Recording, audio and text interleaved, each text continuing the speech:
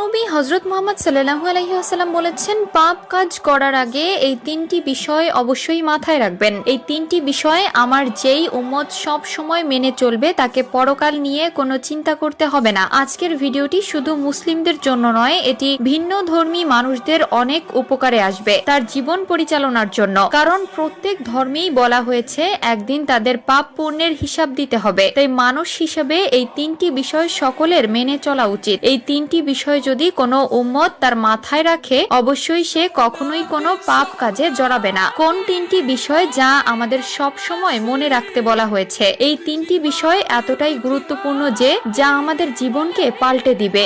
এই বিষয় তিনটি যদি আমরা মনে রাখি এবং সব সময় মেনে চলি, তাহলে আমাদের পরকাল নিয়ে কোনো চিন্তা থাকবে না। প্রিয় দর্শক, আজ এমন তিনটি বিষয় নিয়ে আপনাদের সাথে আলোচনা করব যা আপনাদের জীবনকে পুরো পাল্টে দিবে এবং পাপ কাজ থেকে নিজের মনকে উঠিয়ে ফেলতে পারবেন। ছোট বড় যত গুনাহ আছে সবগুলো থেকে নিজেকে দূরে রাখতে পারবেন। অবশ্যই ভিডিওটি সম্পূর্ণ দেখবেন এবং ভিডিওটি শেয়ার করে দিবেন যেন আপনার অন্যান্য মুসলিম ভাইয়েরা এই বিষয়টি মেনে চলতে পারে। হয়তো আপনার একটি শেয়ারে কারো জীবন পরিবর্তন হয়ে যাবে। 1 নম্বরে যে বিষয়টি নিয়ে বলা হয়েছে সেটি হলো, যদি কোনো খারাপ কাজ করার চিন্তা মাথায় আসে তাহলে অবশ্যই মনে মনে স্মরণ করবেন আল্লাহ সবকিছু দেখেন। যে কাজ আমি গোপনে করব সে কাজ কেউ না দেখলেও আমার আল্লাহ দেখেন। সব সময় মনে করবেন আমি যতই লুকিয়ে পাপ করি, দুনিয়ার মানুষ থেকে আড়াল করতে পারলেও উপরের স্রষ্টা থেকে আড়াল করতে পারবো না। এই বিষয়টি মাথায় রাখলে অবশ্যই পাপ থেকে ফিরে আসতে পারবেন।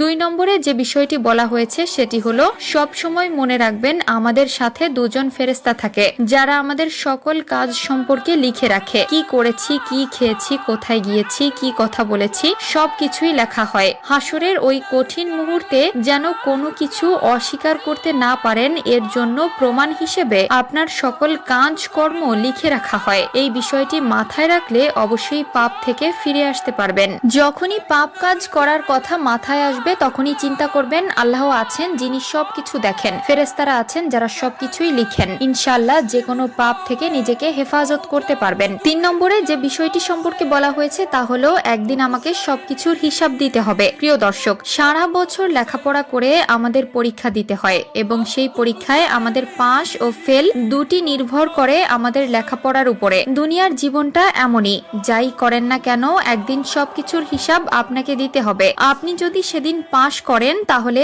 আপনি পাবেন আল্লাহর জান্নাতে জায়গা, আর যদি আপনি হেরে যান তাহলে আপনার জন্য বরাদ্দ করা হবে জাহান্নাম। অবশ্যই কোনো খারাপ কাজ করার আগে চিন্তা করবেন এই পাপের হিসাব একদিন আপনাকে দিতে হবে। প্রিয় দর্শক, আশা করা যায় আপনি যদি এই তিনটি বিষয় সব সময় মেনে চলেন, কখনোই পাপের দিকে এগোতে পারবেন না।